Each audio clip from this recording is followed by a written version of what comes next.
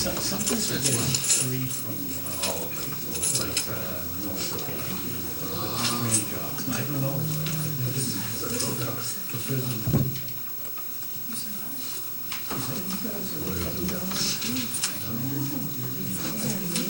I'd like to call to order the January 14th, 2015 meeting of the Millis Finance Committee and welcome our newest member, Jerry Nunley, down. We also have, to his right, Jody Garson, Craig Schultz, Tom Krimmel, myself, Susan Becky, Peter Germain, Doug Riley, Jim Smith, and Rich Malloy. We have, for once, a full Finance Committee, which has been several years since we've had 9 members.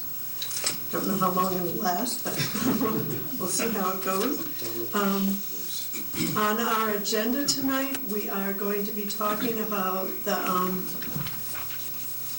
override for the feasibility study at the Clyde Brown School, and then the police dispatch budget and our spring schedule, and we have some bills, of course, and minutes approval, and I think that's pretty much it.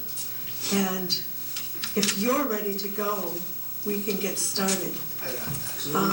And I'd like to introduce Steve Catalano and Jennifer Sewell from the school committee, who are going to be talking to us about the Clyde Brown feasibility study. And the chair of the school committee is here as well, Mr. Doherty. Mr. Sean Doherty, yes, welcome. Good evening, thank you. Are we ready to go? Ready to go. Stephen Catalano from the Millis School Committee. First and foremost, Happy New Year, and we as a committee appreciate the opportunity to be here to talk about a funding opportunity. I know I'm not supposed to say opportunity twice in the sentence, but this is exactly what we're here to present tonight is on a funding opportunity from the state for the Clyde F. Brown School. So tonight we want to provide you some information about the facility history of the Clyde F. Brown School, talk about current and future needs, and then get into the specifics about the funding opportunity that's been presented to us from the Massachusetts School Building Authority. There is a subsequent meeting going on tonight at the Board of Selectmen, and at last Monday's Board of Selectmen meeting, the Board of Selectmen voted their intent to hold both a special election and a special town meeting. The special election would be held on February 23rd, and then the special town meeting would be on March 9th.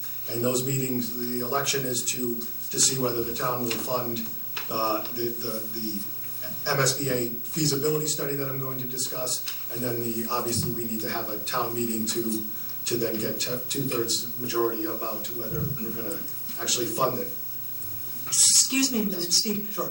2 things. One, if the committee has questions, do you want us to just sort of flag you and interrupt you, or hold them to the end? I would appreciate that. That would be helpful. Oh, which one? No, no, not to wait. I'm sorry. To get right into it. Ask them as we go. It'll be easier, so we can get to your specific questions opposed to just the presentation. Okay, and my other point just for the community is that this 2-part process of the election and the town meeting are required in order to get this funding, and I just want to emphasize that point. Thank you for doing that, because this is not an option for us. This is written right into the Code of Mass Regulations around the MSBA that you have to have this process.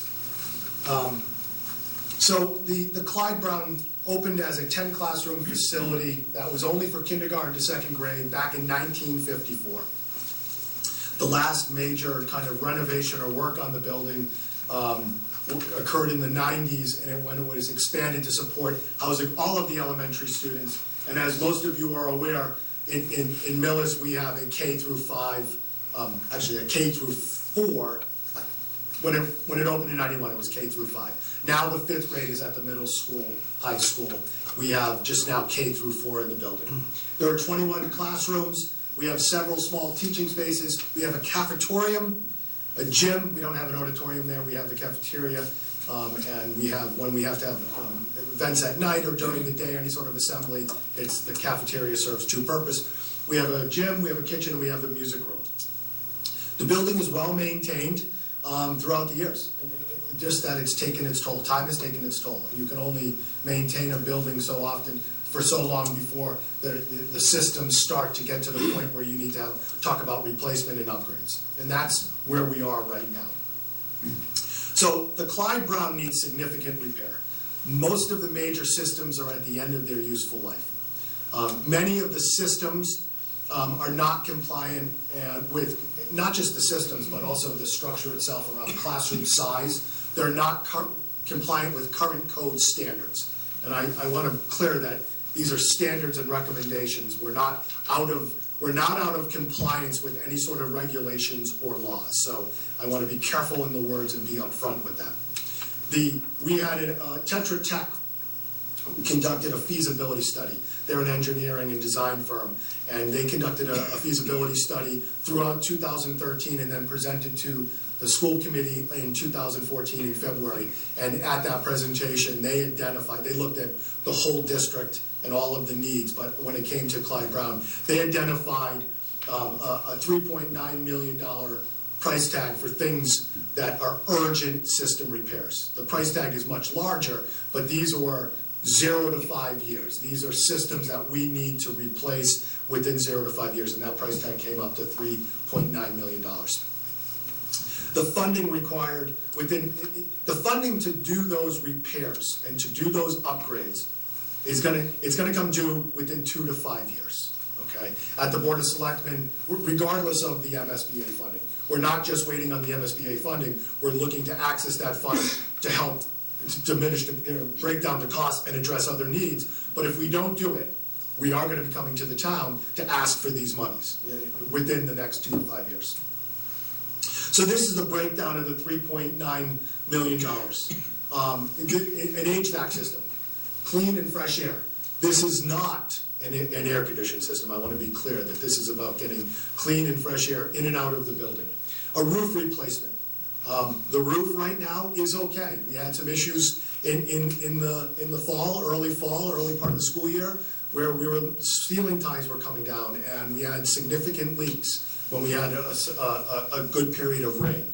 And so what we're doing is we're patching. And we're patching here and there and hoping it holds. And then we're just fighting all of the leaks. The roof needs to be replaced, and that's $763,000. Excuse me, Steve. Yes.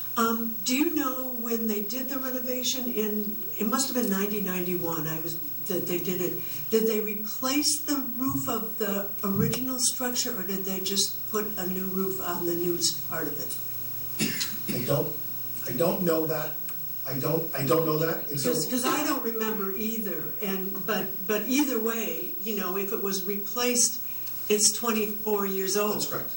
And most house roofs, that's about the end of their useful life. So here, as you asked me whether you can ask questions in the middle, and I said yes, here's what I'll tell you. If I don't know the answer to the question, I'm going to say, I'll get back to you. And I'll either get back to you individually, or if there's significant questions, we will come back and present again. So I don't know the answer to that. If you could get it to me, because I will announce it at another FinComm meeting, because I think that's important information for the town to have. Yeah, I get that. We have some fire and... Mr. Catalano. Yes. The HVAC, is that going to be a new system, or is it just repairs to the old system, and will it have the same capabilities? For example, is there air conditioning in it? There is no air conditioning. No, there will be not no an air conditioning at all. Yes. This is a bare bones. We need to replace the system. Replacement of the system. That's right. Fire and life safety issues, systems, fire alarm systems, sprinkler systems, intercom systems. Communication is an important component of any sort of emergency preparedness, and our systems right now are not up to speed. So there's many things under that. ADA compliance. Our classrooms are smaller. Okay, we're using spaces. We've repurposed spaces.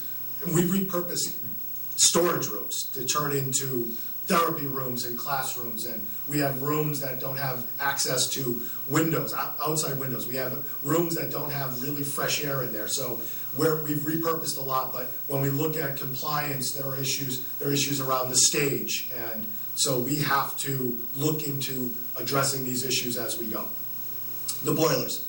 The boilers have to be replaced. I was at the superintendent's office today, and there was an issue at the middle school, high school boiler, and it was a $9,000 price tag just for a part that needed to be repaired. They're costly systems. They're well maintained, but they're at the end of their useful life.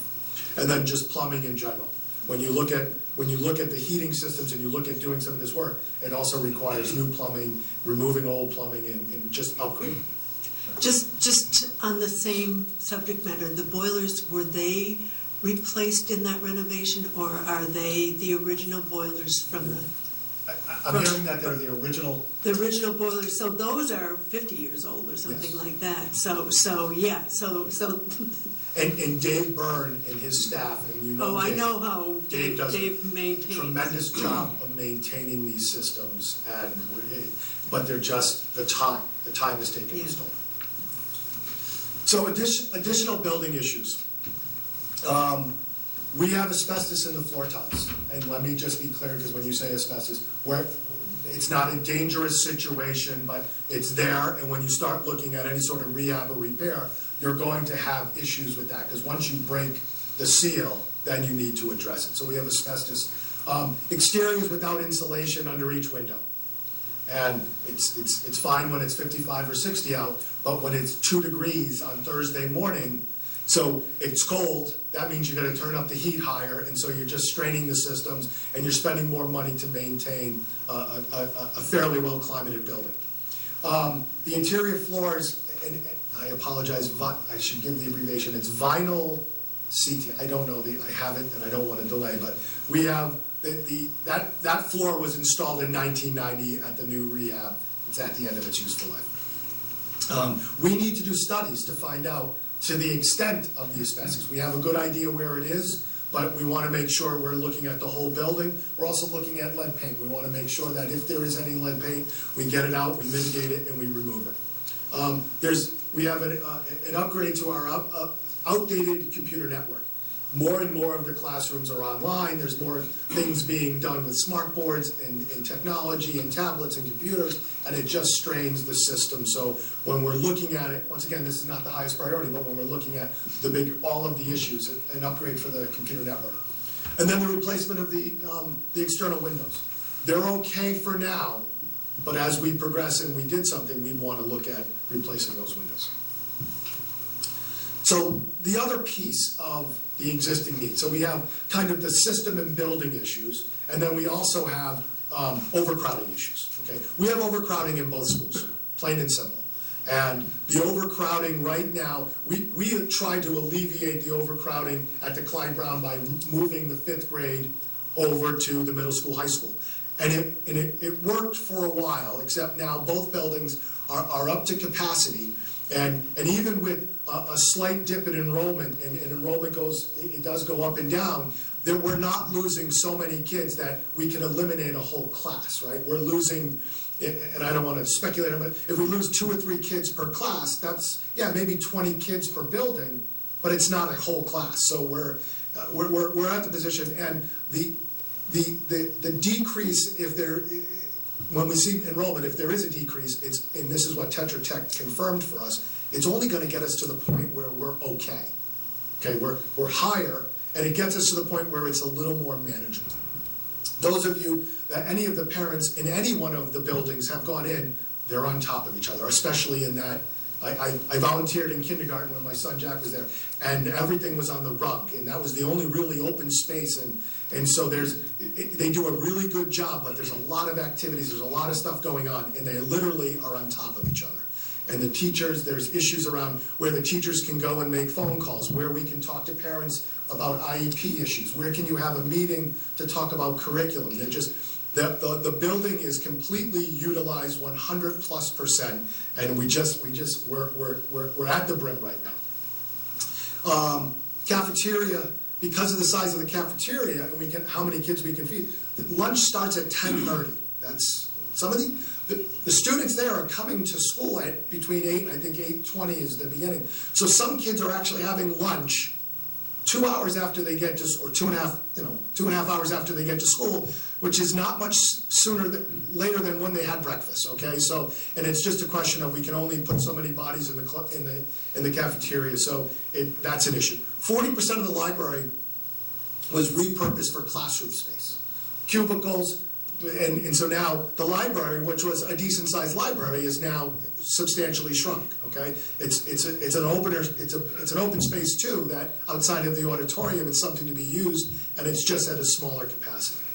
I mentioned the no space to really provide that family services We make do with what we can, but we just don't have any good meeting space, any place to really have a private conversation.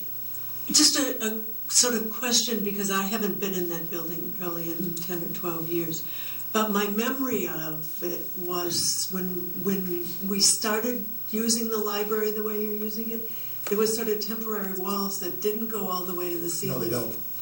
So that what I'm saying in one partitioned area, you might be hearing, it might be bothering you in another, or it's not going to be confidential if you want a confidential. Actually, what I do need to confirm is, I know that there are a couple of back rooms, but I don't know if they were there before, but I do know that there are partitions. Yeah. So you're right, and obviously, the administrators and the teachers are very mindful about not having private conversations, but it's just a disruption to, the library's supposed to be quiet, right? And then you have people in there trying to maintain this silence, so we're managing, we're making do, it's not the best scenario. The bathrooms, small, outdated, and we need more bathrooms. I mentioned the lack of meeting and teacher preparation space, and then lack of storage space. When you take storage space to make classrooms or therapy rooms, you don't have that storage space anymore. So if you go in, the teachers are literally floor to ceiling with buckets, and they're using every inch that they can for the storage. Okay, so once again, we're getting by. It's just not. There's no real room to spread out because of the lack of storage space. So the funding opportunity.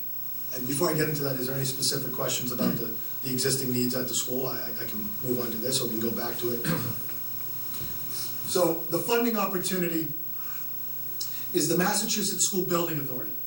And that is funded by our tax dollars, okay? I believe they take a penny from every sales tax that comes in, okay?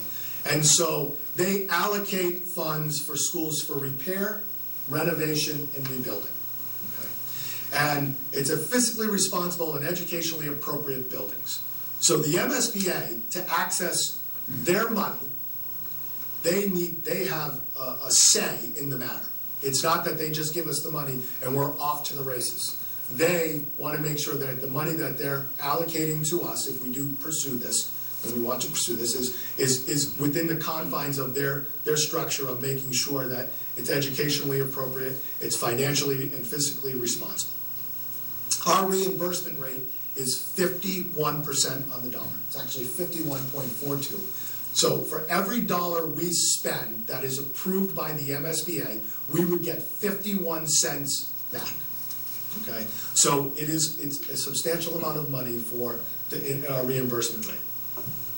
We have submitted 4 SOIs, and in fact, the last 4 years, 11, 12, 13, and 14. Okay, we just found out that our 14 SOI was rejected, and we found that out in December. And in fact, the 2013 SOI for the Clyde Brown, which we're here tonight presenting on, was originally rejected. Okay? And so what happened is there were other school systems, and we don't know who, but other school systems couldn't access the money, and they approached us in May and gave us a very, very short period of time to make a decision on whether we were going to get into the funding pipeline, and we made that decision in our May 20th, I believe it was the May 20th school committee. And then they came back and they had a board, the MSBA board had a meeting, and on 6/4, June 4th, they came to us. So we are out of their normal funding cycle, meaning the other systems, and I don't know exactly when they started to access it, but we were several months behind. So everything that we're doing, we still have a 270-day period of the eligibility, which I'll explain in a moment, but it was just talking too much with my hands. It was just off of the normal kind of funding cycle. So when we look at town meetings and special town meetings and special elections, part of the issue is we came into the system or the process later than normal. And then, so our submission, we had 3 things. We talked about replacement of aged school facilities. We talked about the replacement of or addition to obsolete buildings to support delivering programs, and then the elimination of existing overcrowding. Okay, so we don't go in with a design idea. We go in saying, here are our needs, and this is what we think. And we put in the application, which is available on we have a Clyde F. Brown MSBA webpage on Millis, the school's website, and we actually have attached the SOI, and we can provide a copy for you for ease. We said that one of the things when they talk about what would you think about doing, what do you anticipate, and one thing that we clearly stated was moving the 5th grade back to the Clyde Brown. Obviously, we can't do that now. That would require some sort of renovation or rehabilitation of the building so we can find the space to move them back. So some of the milestones. We submitted in April 2013, we submitted our SOI. It was denied in December of 2013. In January 2014, we put an SOI for the middle school, high school. We were approached in May by the MSBA to proceed with our 2013 SOI. We voted, like I said, at the May 20th meeting to vote to proceed to go forward. And at that point in time, as a committee, we understood and acknowledged that we had the middle school, high school SOI out there, and that there was no harm or foul to go for this. We weren't outlaying any money. We were said, what, we should at least go forward, and they were asking us to turn it around very quick, to go forward so we can give ourselves some time to look at this, study this, and see whether this is the right decision to do and this is the direction that we want to go. June 2014, as I said, the MSA voted us into the eligibility period, and then that started to trigger a number of steps that we needed to take. Initial compliance certification, we needed to form a school building committee, which effectively is the permanent building committee with added people on it. Okay, and these are I will tell you that every step that you take with the MSBA is strictly regulated, and they will tell you exactly what they need and how you should do it. Okay, there's not a lot of discretion. We're not doing it the Millis way. We're doing it the MSBA way. We completed, in September, we completed an online enrollment projection and educational profile. That's the education piece. We met with the MSBA on enrollment certification. They certified that in December. We had to put together a facilities maintenance plan because they want to know exactly what you have been doing and how you've been maintaining your buildings. And then in December, like I said, we were notified that our SOI was denied. The middle school, high school SOI was denied. So what are the next steps? We went to the Board of Selectmen. Some of you were at that meeting. And we asked them, and they're voting on it tonight, and they voted their intent to hold both a special election and a special town meeting because we need to fund this feasibility study, okay? And the feasibility study is a very detailed study. It's a feasibility study that includes schematic designs, okay? So it's more elaborate than a kind of an overview of we did a feasibility study with Tetra Tech, but that doesn't come up with designs and options for how do you address the needs that you've identified. And it's very detailed. And the deliverables, one of them is, the deliverables that you get, and first and foremost is part of the process is the hiring of an owner's project manager, okay, which is an outside person who's done these projects before, have worked on school buildings, have worked on municipal buildings, they know the system, and you effectively hire them to manage this process of hiring an engineering and design firm and going through a very detailed process to come up to the end where you have, you go through the schematic designs, and then we're presented, the town is presented with multiple options. And those multiple options, then through the process, we will then present them to the town, okay? And we will say, as a town, let's get the community involvement, what do we think is the right way to go? With the caveat being that the MSBA has the final say. It's their money, and they've made it clear that they have the final vote. And in the process, the MSBA Board of Directors, now they will hear our input, but they will have the final say on what project we go with. Okay? We'll get construction cost estimates, and I talked about the community outreach.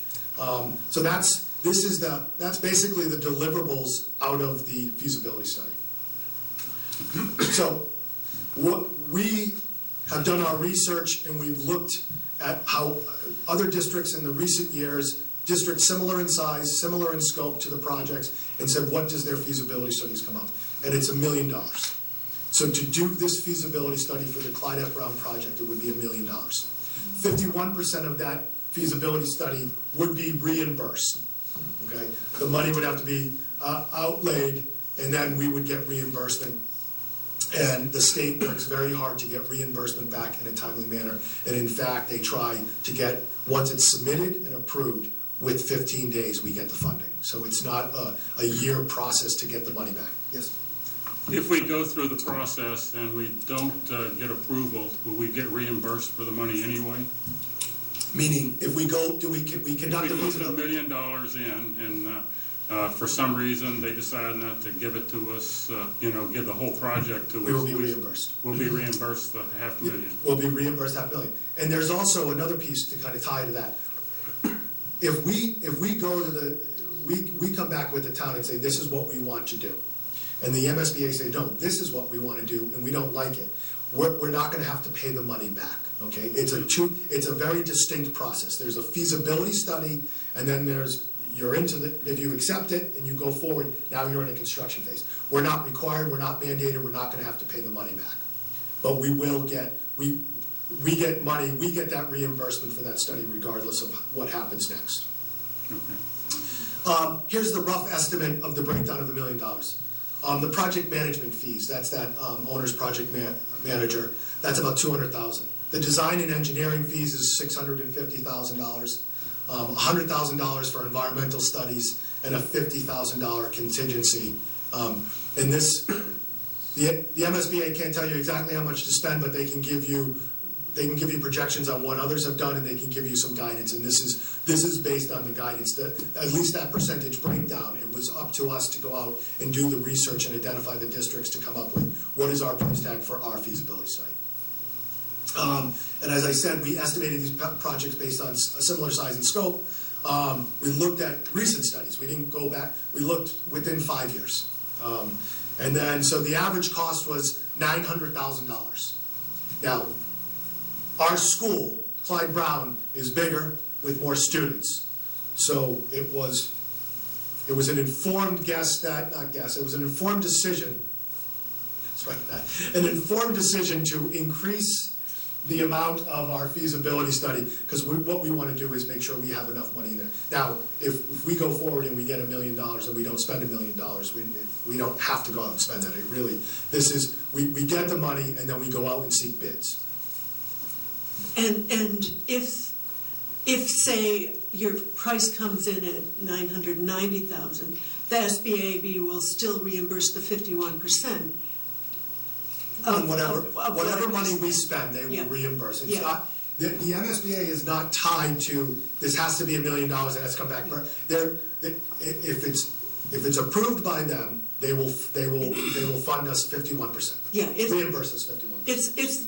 It's guaranteed money, and I also, Steve, want to point out that the renovation to the Clyde Brown and the in '91 and the renovation whenever it was in '98 of the middle high school were both SBAB projects and reimbursed by the state. I think the process has changed a little bit because I think we're getting reimbursed more quickly, it sounds like, than used to be. But both 15 days. Yeah. It was years with both of those projects. It was extended over a period of years.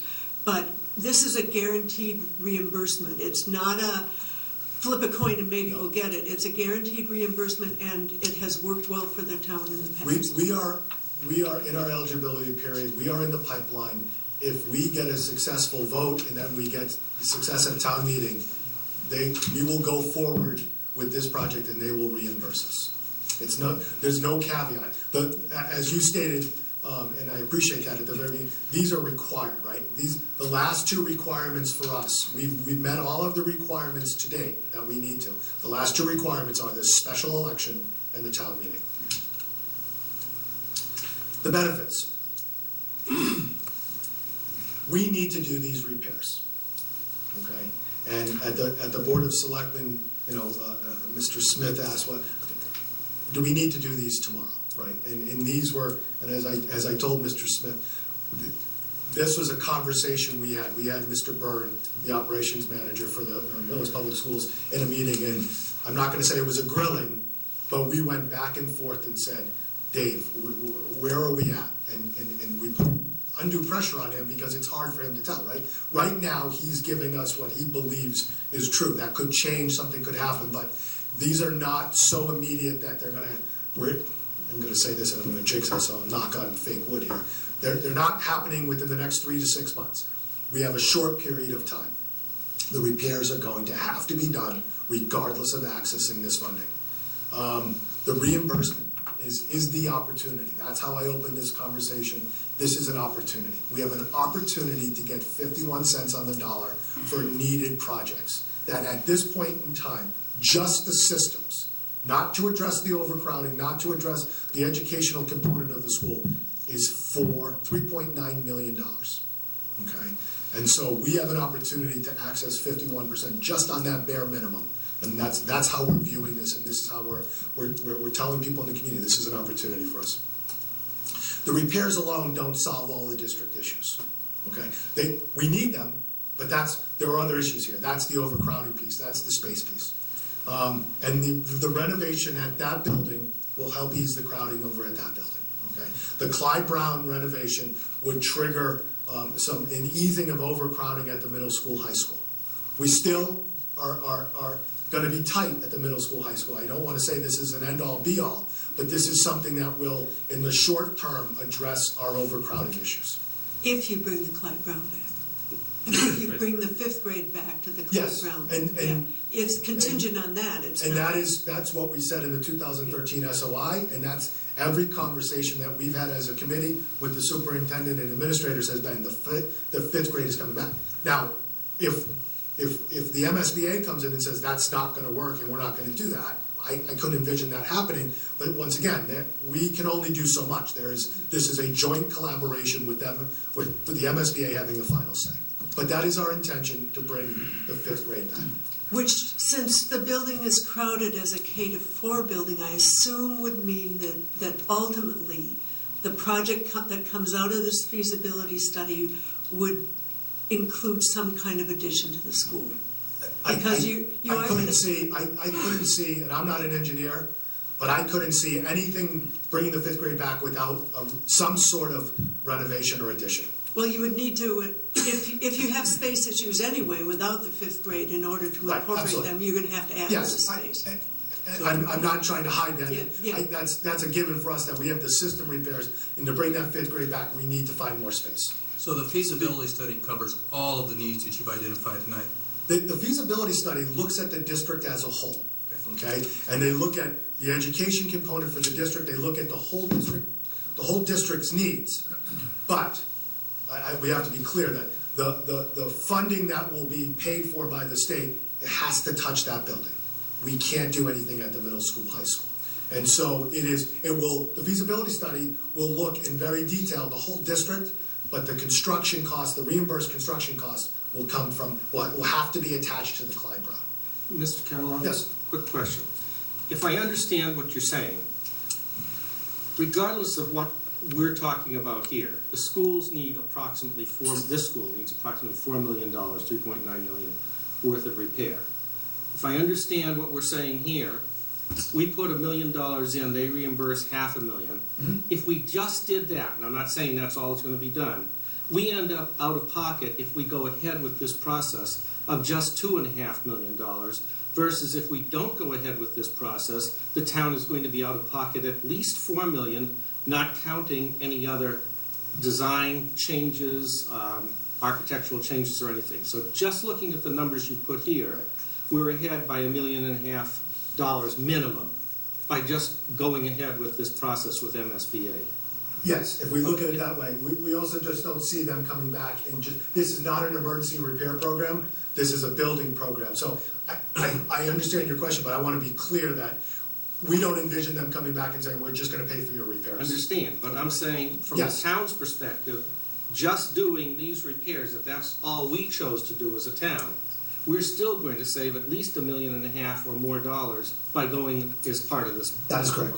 Well, the other way to look at it is for the $4 million that we have to spend on the repairs, we get $8 million in value. Exactly. I mean, that's just the other way to put it, which is more realistic with the renovations and other things. Right. Not to try to put a price tag on it, but that's the way to think about it. Yeah. Yes, you're exactly right. I just want to make sure we understand there are these multiple. So in other words, we can leverage the money from the Right. state, which comes from tax dollars that we've all paid into. That's correct. We can leverage expansion of our educational opportunities for the children in this town in a building that is aging. That's right. Does this feasibility study that's required by an MSBA, will that include an option? You mentioned there'll be options presented to them. That's right. Is one of those options a complete rebuild, a complete new building altogether from scratch? Most likely, because we've looked at a lot of other feasibility studies for other towns that are going through this process, and it does appear that almost all of them have, well, I shouldn't say every one of them, but a lot of them do have a brand new construction. New parcel, new construction. Now, they may do a renovation at that school that could look like it's a new school, but it's the same building, just expanded. As a committee, if I'm to anticipate your question, or I at least want to use this opportunity to say, as a committee, we understand that a brand new building, completely separate and distinct from building on that, is probably not feasible at all. Well, that's nothing that we want. Introduces other issues, in siting, for example. Just beyond citing, it's absolute cost, right? And so we're not going into this saying we want a brand new building.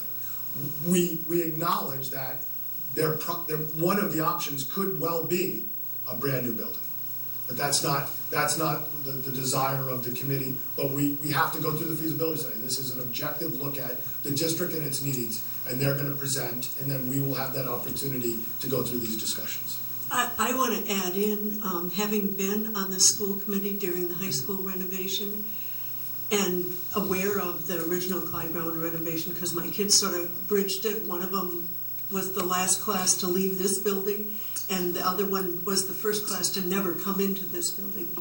But Millis is a town that renovates and adds on. When we spent, I think it was $8.5 million on the high school, middle school renovation, towns around us were spending $40 million for a new building. Yeah. And That's 20 plus years ago. well, no, 18 or something, closer to that. It was 96, 98, something in there.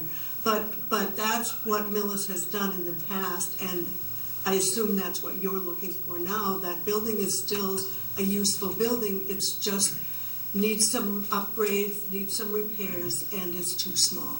Yes, sir. But we can't remove that from the option. It's not our place to remove it. That could come out through the process. There's no guarantee, but there's more than likely that could be an option for us. That they're going to have it out there. Yeah, you have to include it as an option, because if you find out that the cost of new construction with everything, it won't be, but if you found out that the cost was reasonable, you got to look at that and pursue it. That's right. Yeah, it could surprise you, but you've got to include it as an option. That's The more right. options that come out of these feasibility studies, the better. Then you can figure out the best one for us. That's exactly right. And that's how we're looking at it. So, given the extent of the activity, the repairs that are likely to be undertaken, what do we do with the classes during? I mean, there's going to be a lot of upheaval in there, is there not? It will be. I mean, And you're at talking this, about- at this point, I think it's premature to decide what exactly would that look like. But that would become part of the planning process. That with whatever option, we obviously want to minimize the impact. We're not a town that has multiple schools where you can move people around. We literally have 2 buildings, and so that will have to become. And we do this in Millis. We make it work, and we'll have to try to work it out so we lessen the impact on the school and the education going on. Are those logistics something that's covered in the feasibility study? I believe they are. I can confirm that, but I believe that they talk about how do you do this? What are the phases? When do you do that? And because remember, we have needs that are not just renovation. We also have mechanical needs. So when exactly are the timing? So I don't know exactly what the timeline would look like, but we would, as a committee with the superintendent and the administrators, clearly be stating we cannot totally disrupt what's going on, and we have to work around that. Right. I'm sure that's going to be a piece that comes out with the project manager. The phasing is critical. And you can do anything with the proper phasing. It just adds time and cost. But you can make anything work. We've Well, done and 3 both- YMCA's and yeah. kept them open the whole time. You know. Both of the past renovations, the high school, middle school was done with the kids there. The Clyde Brown, my daughter was in the school, the kids were there. It wasn't always pleasant, and they did have to phase things in.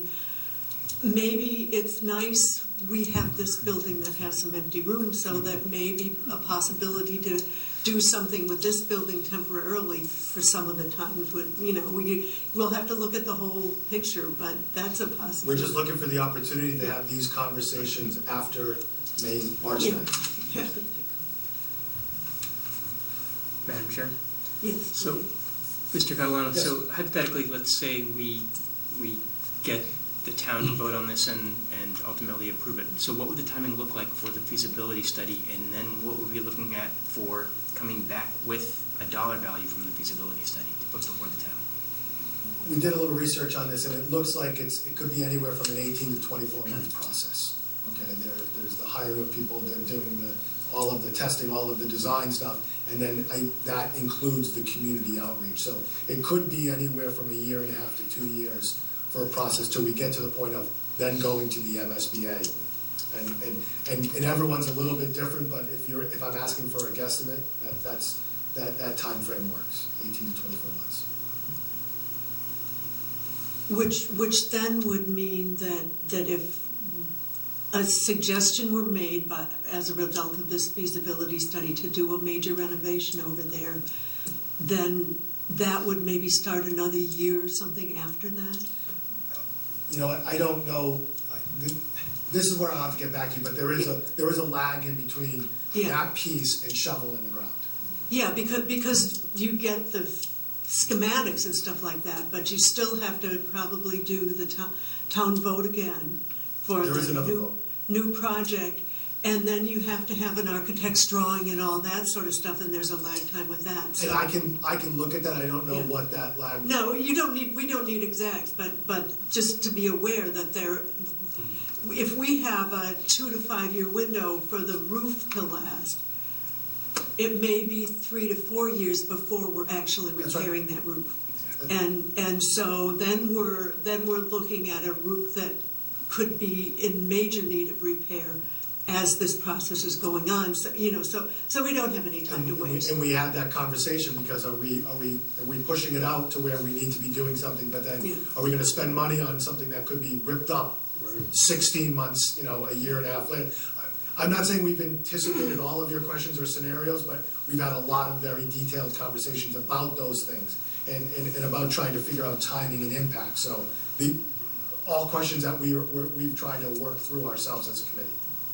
Yeah, I'm confident that, the timing should have been, if they approved us 3 years ago, we'd be having the same conversation. Stuff could have broken, but the time is now. You got to do it. It's a 51% match. You're never going to get 51% free money. That's an incredible deal. What's the funding cycle? Are you looking at like a 1 year or a 3 year borrowing, or the selectmen talked about that? Looking at a five year? Charlie Eskimo, the town administrator, spoke with town council, bond council actually, looking at a 5-year bond, $1 million over 5 years. That's an estimated with an average household of $355,000. The cost to the average taxpayer would be about $70 a year, and that's without the reimbursement, 51% reimbursement. It would be So drop it to $34 35 pretty much for the reimbursement. Yeah, I'm just we did the fire truck for $800,000. We did it in 1 year. It was on and off. Yeah, I guess bond council said for feasibility study, it's typically 5. Okay. But $35 is the net effect to the taxpayer? Yeah. Correct. Any other questions from the committee? Madam Chair. Mr. Catalano, on the timing for this, do we need to do this in the spring? We had a meeting in the fall, and we had another meeting coming up in May. Is there any reason why we're doing it now? Because our 270-day eligibility period ends on March 15th, March 16th. When did it begin? June 4th, I believe. And why weren't, just a question, why weren't we doing this in the fall meeting? We weren't ready. And we weren't ready because there were committees that had to be put together. There were other steps before this. We got into the funding cycle later. It's unfortunate we lost the first, I don't know how many days of the funding cycle. I think we just missed the other town meeting, getting everything ready. I know that I had to volunteer to be on the permanent building committee was appointed to be the school building authority. In July. Yeah, in July. So we were just moving as quickly as we could with it. Okay. And just to be clear, Mr. Smith, we didn't technically decide until December that we're going to go forward with this project. The final vote was December 2nd. So we went back and forth with all the scenarios, so it took a while to eventually get to that point. And I think the other piece was we wanted to see if the 2014 plan got rejected or accepted, because if that was approved, that would have changed the scenario. It would have been a district-wide project, not just the Clyde Brown. So I'd love to have seen it on the last one, but the timing wasn't right. It's unfortunate. Thank you. Any other questions from the committee? I have, Go ahead, Judy. it's just for the purposes of, looking at this from the special election, it would be useful to see that time frame of if everything passes as we've looked at it and the town proceeds, when would a potential bond be coming on the books for the whole project?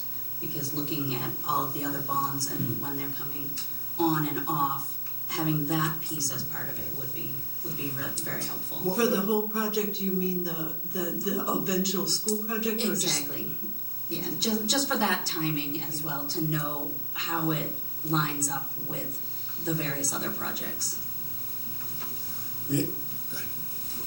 Just say, we've requested that information of the town administrator, and we're working with him on getting that. And so the open forums that are listed here, we hope to have more of that detail based on what we know is rolling off and what could be coming on, police fire, that sort of thing. But my guess would be that 4 years, that it wouldn't start to show, the project as a whole wouldn't start to show up on people's tax bills for 4 or 5 years, because of the time it's going to take to do this feasibility study and then to come back to the school committee and them to make a decision of these different options that the feasibility study has come up with. This is what we want to take back to the town, and then you have to take it back to the town and do the same thing. You need a special election you need an election vote and a town meeting vote. So by the time those are done, and then you go and hire an architect and all of that, before we get shovel in the ground for this, it's going to be probably a minimum of 4 years, and it doesn't start showing up on the tax bills until it. When we were working with Tetra Tech, we were going through this process, and we were asking them. They've done other projects, and we asked them just from this day, when does it shovel in the ground? When do you? 4 to 6 years, where you're then shovel in the ground to the point where you're now potentially having but that's everything lining up perfect. So there is a time frame. And one thing that we can do, and I think and I just put the last slide up about, we are holding 3 informational sessions. I think what we need to do is we need to go back to the MSBA and talk to others to kind of frame out these next steps and look at the different phases. We know what the phases are, but what I think we need to do for the town is to kind of lay out timeframes for those additional phases. And all of those phases are very much required and regimented by the MSBA, but what is the time frame for them? So if the time frame is 4 to 6 years before you're shovel in the ground, before you actually start? No, before you can be done. Be done. Before it's on the tax bill. Yeah. Shovel in the ground is how long? I don't have that. 24? No, I'm not. 24 months? I'm not going to. I don't know, because we asked for. We weren't getting into phases. We said everything gets planned. We'll work on that. So the estimate is 4 to 6 years for when the whole thing is that done. was one firm who was doing a feasibility study, 4 to 6 years. Is there a concern about going back with a design the town voted on, this is what we want to do, going back to the agency and say, sorry, you're going to do that one? What if they can't force us to do it? They can make it clear what they want to do, but they can't force us. We're not committing to their final decision. We're committing to abiding by that. If that's what they want to do, that's what we have to do if we want to access those funds. So we would have to go with their decision if we wanted to access the funds. There's a negotiation, there's a back and forth, but the technical answer is we'd have to go with what they want. We'd hope that we could work together. More clearly, we would present a design. If they didn't approve our design and suggested changes, then we'd have to modify it to meet their needs. But having worked in the library, we came back with a contrary design to what was originally proposed. within reason. I mean, there were still mandated things, square footage, certain things like that. We dropped it from 2-story to 1, and we cut, I don't know how many, 20%, 15% off the floor space. They were quite reasonable about that. If we came back with the design and said we want to renovate the high school, they're going to say no, and no amount of negotiation is going to change that, because that's not the scope. But as long as we're in scope, and I found the state's pretty clear about defining scope, and as long as you don't go off a wild tangent deviating from the scope, you pretty much get what you ask for. Yeah, also on that, this School Building Assistance Bureau, or whatever it's called now, is not for repairs of the school building. It is what they want, at least my memory from when we did the middle high school, they want something that will serve the community educationally into the future, not repair for now, but they want it to serve our educational needs maybe 20 years out. And that's exactly right. They do have a repair program. They have a very distinct repair program that we had not applied for. We missed the cycle last year. And what it is they want to look at something that does go 10, 15, 20, actually more 15 to 20 years out. So they're not going to pursue a project that is just repair, that doesn't address these other needs that we've clearly stated over the course of 3 years in that building and 1 year at the middle school, high school. But that benefits the town to be forward-looking in that way. That's right. And the advantage of moving the 5th grade out of the middle high school is a way to basically improve the overcrowding situation at the middle high school without asking for state funds to do it. I mean, it's a way to work this. When was the 5th grade moved out? Was it 7, 8 years ago? 91. I was going to. Wow. No, it wasn't 91. No. It was probably 2001. 2000. I'm sorry, you're right. Because it was because I was on the school committee that made that decision. Okay. Yeah. And 5th grade, you can do it either way. Right. You can either make them the youngest in a middle school, or you can make them the oldest in an elementary school. It's an age that can flex to either option. And at that time, it wasn't as crowded in the high school, middle high school, and it was crowded in the Clyde Brown, so it behooved us to do that. But at this point, given the school population, and I also think given some of the newer demands for education, it probably behooves the community to consider moving them back. Well, and I think it's a very creative way to address high school issues without asking for funding for high school, middle school.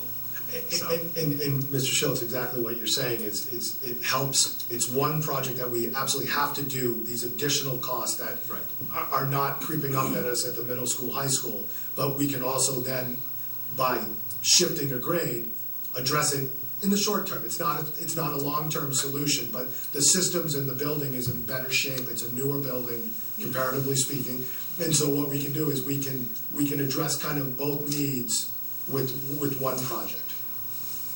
And a project at the middle school, high school doesn't address the needs at the Clyde Brown. Any other questions from the committee?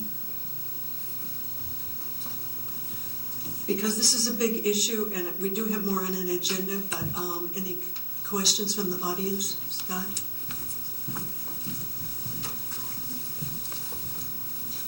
Thank you, Madam Chairman. Scott Fusey, 15 Stony Brook. I think Steve and the school committee's done a great job. I spoke at the selectmen meeting in support of this because I think that the time is now. I went to that school in the 70s. There's probably parts of the building that's still there, and today, as a result, given the needs and the concerns of the age of the building, I think it would reduce the strain, I think, on Dave Burns' staff, who I think's done a tremendous job in both buildings, keeping us running, but make the school bigger in a way where we'll suit the need for both schools. I think when you have good schools like we have now in town, you have to address those needs, and I think now is the time to do it, and to make the building safer, and it will last another 30 or 40 years. But I think with the population of students now in town and the town growing, new developments coming in, we need to make the school buildings accessible for that. So I would support this. I think now is the time to do it, and it's a good thing. Thank you. Anyone else have anything? We'll let Mr. Moderator go.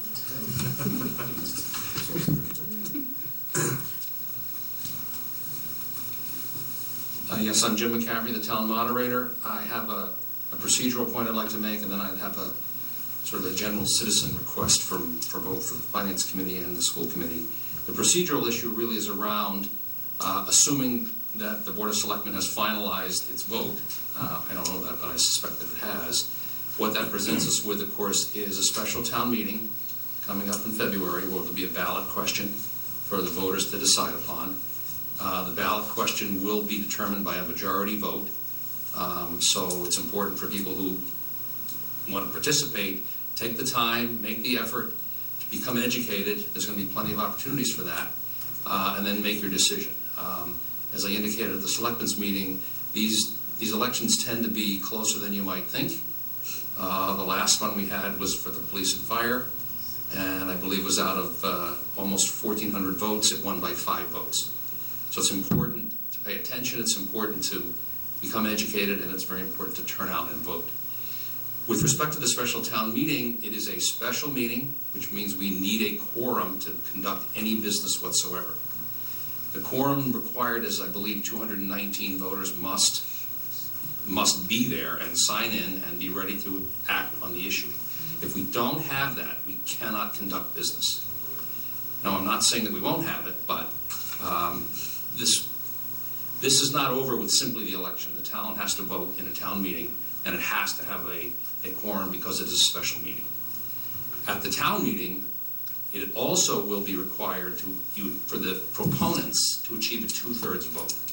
This is a borrowing, so it will require a 2/3 vote for passage. So those are just things to keep in mind as you sort of plan through the education process, and it's really an appeal to the Millis voters to take the time, make the effort to really get educated on it, because there are 2 opportunities here for you to make your vote count. It's a tough time of year sometimes, but as been explained, it's really triggered off of some funding issues coming from the state. So that's the situation we find ourselves in, and again, assuming that the Board of Selectmen went ahead and finalized that, we need to keep those 2 dates in mind. With respect to my more general issue, there were several references made in Mr. Catalano's remarks about the Tetra Tech study, and picking up on Ms. Garzon's comment about how does this fit into the bigger picture.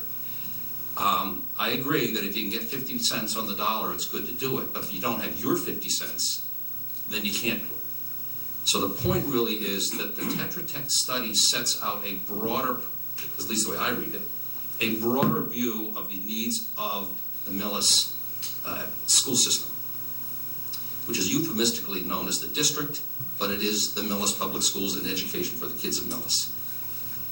It talks in that study about potential needs for the Millis Middle School, High School building, needs for the Clyde Brown building, needs for field usage and field improvements, as well as the technology needs. So all of these are on the table, and they're not something that we're going to turn our backs on.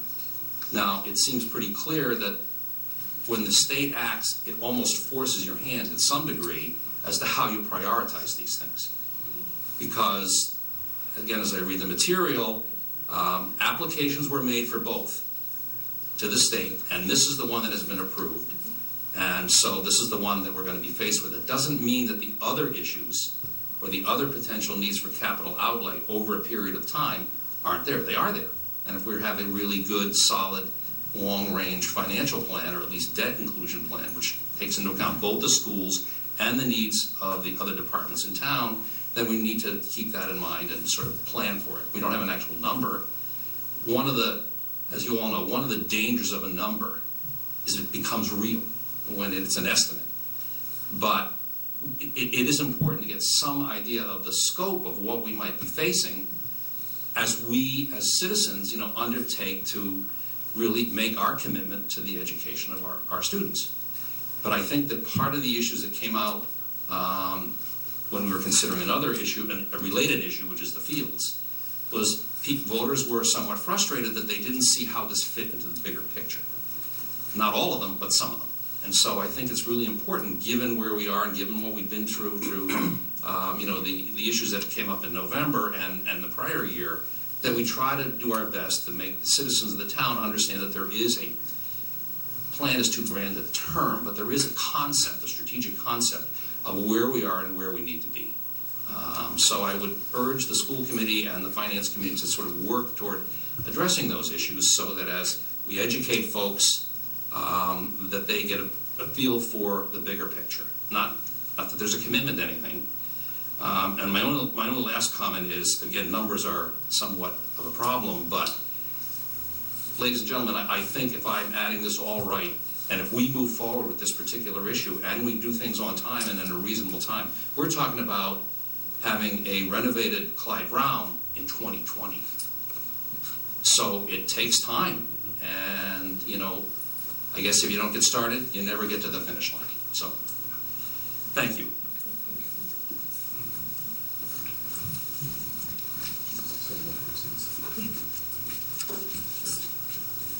Go ahead. The only thing I just wanted to kind of wrap up this piece is, and it's been up there for a while, and this is available on the website. It's also available on the school website. It's also available on the town. Is that we have several more school committee meetings. We actually have 3 more school committee meetings between now and the election if it does get voted and approved by the Board of Selectmen. But more importantly, we're holding 3 community informational sessions. They're going to be held at the library in the Roach Brothers Community Room. 2 of them are in the evening and 1 is during the day. And so people who have questions or concerns and who want to see the presentation can come to that meeting. We also have a web page that was put up last week that has not only documents that we've submitted to the MSBA, but also just kind of an outline and gives much more detailed information about what's expected of us and what are our needs. And so I would just urge people to not only go to the webpage, attend a school committee meeting, or attend one of these informational sessions, or attend them all, and come and ask questions, because that's the only way we can get the word out is if people come and ask questions. I have a question on that. If someone like me, and I did know the Clyde Brown when my kids were there and when I was on the school committee, but I literally probably have not been in that building to any substance in more than 10 years. If someone in the community wants to see some of the issues, because seeing is believing, is there any anticipation of a tour, or how could we had a subcommittee meeting tonight before this meeting, and part of that discussion was either a video kind of walkthrough with Dave Byrne and Mr. Phelps, the principal, or looking at having the school open on a Saturday morning for a period of time. Quite honestly, we need to check to see where this is an override. We want to make sure we're not doing anything that could political in a school building. So we want to check, but there is an intent to give people a view of what's happening in that building off hours, so they can get a feel for it. What some of these issues, because there is a visual compared that you have to see. The boiler and the roof, there's really no visuals on that as much as when we look at the educational piece, there is something to be seen. Yeah, I think so, because I mean, I grew up when we sat in these rows all the time, and before I retired, I was in a form of education where I got into a lot of schools, and classes don't look like that anymore. 20th century learning is completely different than 20 years ago, and that's part of the process. We don't have room to spread out. The classrooms are too small, and just the way teaching goes on and learning goes on is we just don't have the room. But so there is an intent to do it. There might be members of the community that would like to see how that works. So if there's a way to open the Clyde Brown on one Saturday, to me it's educating the community about the issue. We are looking at the best way to do it, and if it may be a combination of both. So that's next on the agenda item. We wanted to come here tonight, and that we were talking about that earlier. We have to figure that out, and when we do figure that out, we will absolutely get the word out on when that opportunity presents. Okay, thank you very much. Go ahead, Jennifer, and then Loring, I'll let you talk. So with advanced technology and the streaming of this live, Dave Byrne, who manages our buildings as well as he does, said that everything except the floors and the walls is from the original building construction. Nothing's an updated roof, everything original. Okay, so the roof is well beyond what a house would be recommended to replace. Not a roofer, but that seems right. Hi, Loring Edmonds, Kirk Street. I have a procedural question, and may even be directed to the moderator, which is I'm confused about the sequencing of putting the election first and the town meeting second, where in November we had the reverse. And maybe somebody could explain the implications of that, because it sounds like it's a two-part process, and on either end, it could get derailed. So I would appreciate a clarification on that.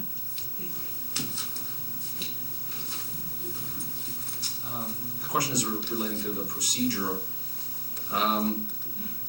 It can actually be held either way. There have been instances where the town has approved an override at a town meeting contingent upon a successful ballot to follow. And there have been the other way around where the ballot question has gone to the town first with the town meeting to follow.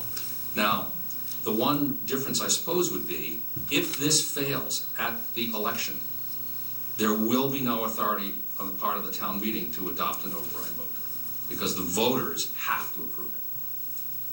So there is a significant difference in the sense that if you have the ballot question first, then the town meeting itself is moot, because we don't have the authority to move forward. Well, and it wouldn't do any good in this instance to have the town meeting then approve it and hold another election, which has been talked about, because there's not the time to do that. It's too late. You're going to miss Yeah. you're going to miss the deadline for the funding, and you can't provide adequate notice to the voters in time. In the spring, we have the election before a town meeting, and if there were an issue like this it would be on the town election and then go to town meeting. In the fall, it works the other way around, because as the fall town meeting happens, it's always the night before the fall election. So it's just... Yeah, the police and the library went to a ballot first and then town meeting, I believe.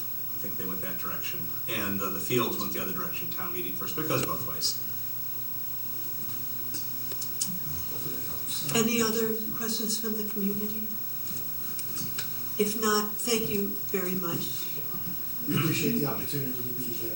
If they're available, if you have additional questions, if you want us to come back and present, or however you want to do it. And there were a couple things, I think there were a couple of things that I need to get back to you, and I will confer with my colleague and make sure that I remembered them. I was not writing as... Well, one of them Jennifer asked, because it was the questions about the buildings.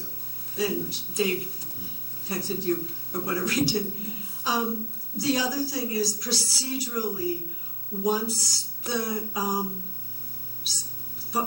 selectmen approve things and a warrant is opened up and then closed, you will be an item on the warrant, and the finance committee will vote on the warrant.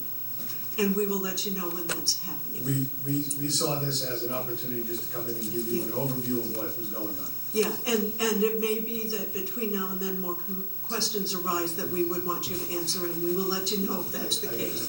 We appreciate that. And thank you for the opportunity one last time. Okay, and now thank you, Chief, for being patient. We will move on to Chief Edison talking about the police and dispatch budget.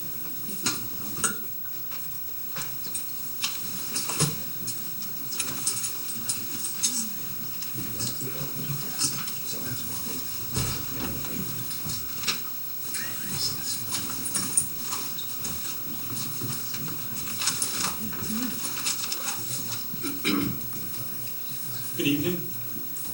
Before I start on the budget presentation for the committee for next fiscal year, I would just like to give you a little bit of an update as to where we stand right now in our current fiscal year. We, as has been going on for a period of time now, continue with a significant staffing issue.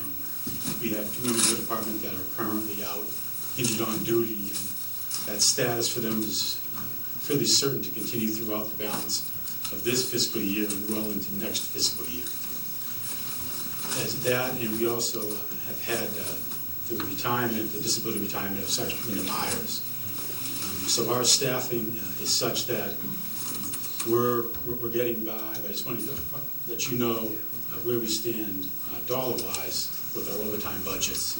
And what I've broken down, and I've looked at where our payrolls are and what's available in the police and in the dispatch, what our current balances are in those line items, as well as anticipated revenue sources. We've got some grant money that has yet to come in yet, but is scheduled to be in before the end of the fiscal year, that can go towards supporting the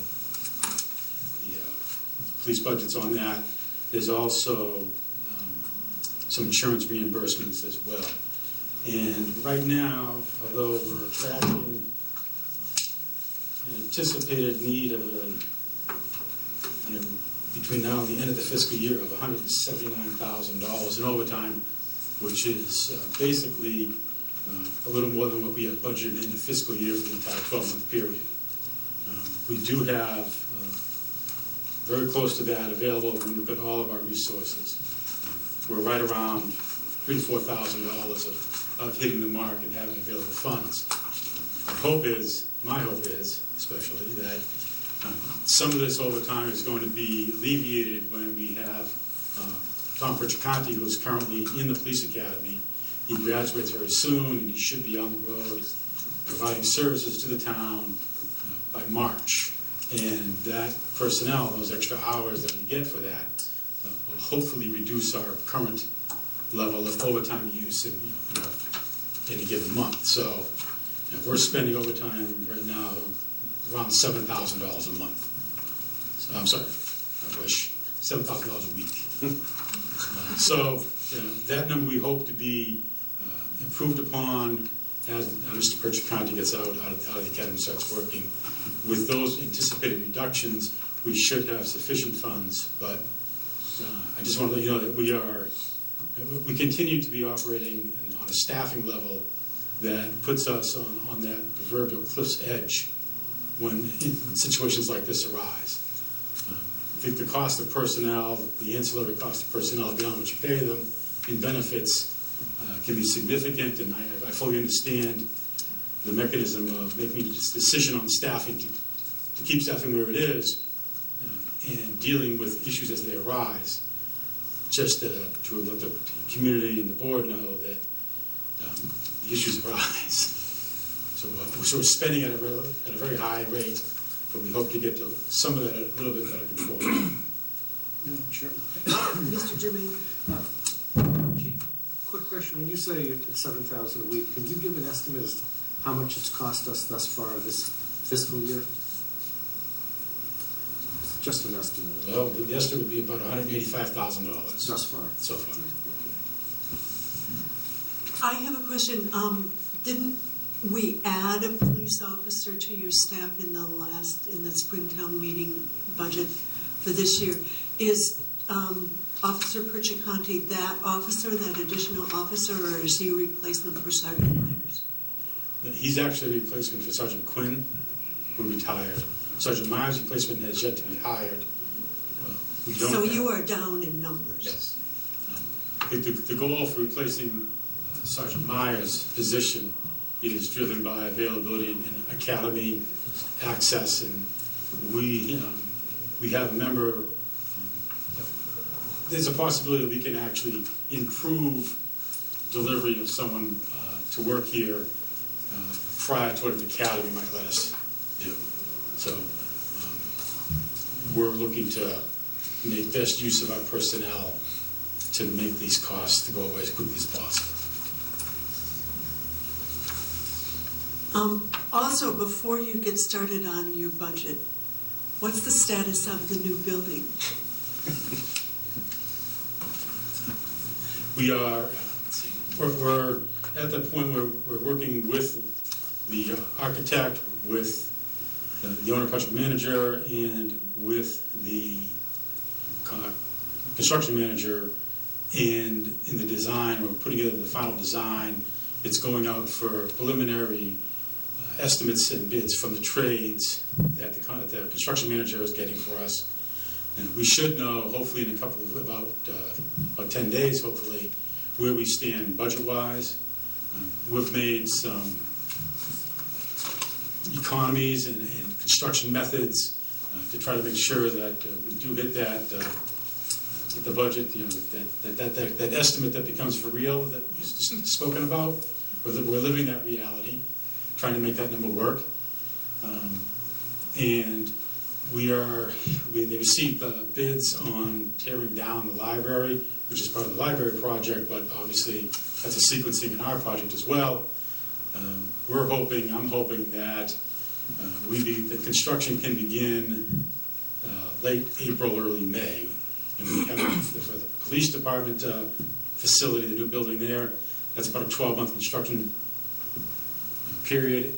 And we're looking at, and I was discussing with individuals today, having the police department move to an alternative facility to enhance the ability of the contractor to finish the project for the fire department faster, which is some savings for the project. So we may or may not, this hasn't been decided yet, but we are certainly exploring opportunities to find savings in our scheduling of the project so that we do make that number work. And if that's the case, we may be leaving there sometime around April or May and going to a temporary location, none of which has been finalized yet. I can't tell you where it is. I don't know where it's going to be. If somebody has 5,000 square feet they want to use, let me know. Not the client. So, but that's, we're on schedule to be finished late next spring. Not this spring, but 16. 16. So we should look to be seeing the old library come down anytime soon. I would hope the old library, it's a site that we're working with, identifying issues that have to be dealt with and need to be dealt with. But I would hope to have the library down March. Great. Because I've been watching to see if anything is happening to it. Yeah, it's a more complicated tear down than it needs to be. I mean, the environmental rules have changed since it was put together. Contaminants that we knew we had, we found. Ones we assumed we had, we found, and some we didn't think we had, we found. So it's just gotten more complicated. But it's on schedule. It's not going to slow down this project. And we know the critical path. We know what has to happen before the next thing, and nothing with the library tear down is going to slow this process down. Looking for, it's just sequence. It's like the Clyde Brown School. If we can find a place for the police to go, we speed up the fire. If we have to do them sequentially, it drives up the time it takes and thus the cost. But it's not free to get a space to rent for the police, so it's a trade-off. It's just got to figure out which is cheaper. Stretch it out for a couple more months for the fire station, or to find a place for the police to rent. So it comes down to all those alternatives. It'll be the same thing with the Clyde Brown as that one moves forward. And I don't think they could use this building for that. Probably. Well, it's interesting. They probably can't. I think that we've looked at a lot of alternatives. The prisoners are relocated to another town, so we don't need to worry about that. So we don't have to have cells in it. There's a lot of things the chief has done to make this as easy as it can be. But it's mostly office and space like that. It's basically a very secure office building with showers and locker rooms is what they're looking for. Very secure. We'll try to make it that way. Yeah. Okay, thank you. Thank you both. Let's go on to the budget now. Do you have a preference as to which you would like to begin with? You choose. The small one first. Yeah. Sorry? Do the small one first. Small one first? Yeah, Dispatch. Yeah, bring us up. Work us up. The first one of the year, we got to get our feet wet someplace. Okay.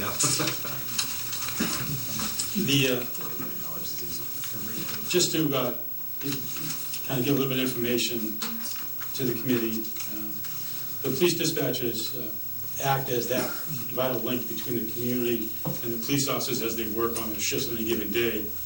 They're that means of communication when people call, looking for help, people walk through the door, they're looking for something. And our dispatchers handle and continue to handle approximately 10,000 interactions a year.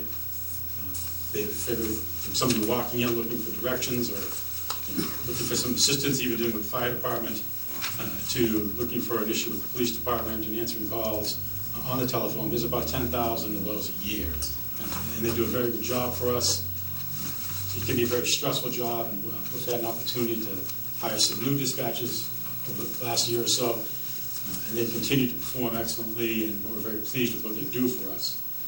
The budget itself, the Form 1 on the budget, if you're looking at that, the FY16 request, the total budget is for $249,685.76, of which $8,300 is expenses and salaries is $241,385.76. I would like to point out that It might seem unusual, but there is a request, and if you want to look at that right now, it's being labeled as a service restoration on Form 8. Currently, the state has signed a contract for the implementation of what's called Next Gen E911. And what that means for the public is that on a cell phone call, right now that gets rerouted to the state police and then rerouted somewhere else, that those calls are going to be identified at the exact location, and they're going to go to the police station that's closest by. And those next gen equipment is funded by the statewide emergency telecommunication board, commonly known as E911. Recently, there's been a decision made at the State House where the funding mechanism for the next gen E911 system, of which again that contract's been signed, it has been eliminated.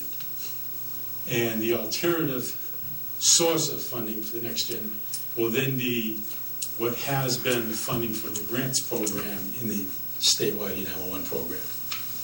So on Form 8, I'm looking, it says looking for a $10,000. I'm calling it a service restoration because we had it last year and we're not going to have it this year, and as things appear today, we're not going to have it going forward.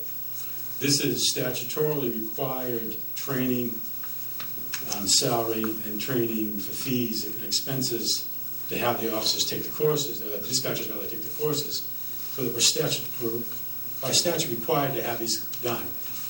That the state is paid for through the grant program, but they don't have the funds available to pay for the delivery of the equipment on the next gen system and fund their grant program. Should this change, I would obviously let the board know, and I'll keep Mr. Aspinwall apprised that that funding now has come forward. So that's why it's in a separate as an added feature, as an added restoration of services. Okay, at this point, we need to take a quick break because we need to change the film on the camera. So we'll just, everybody catch your breath for a minute. And then we'll have some questions about this. Sure. Recess.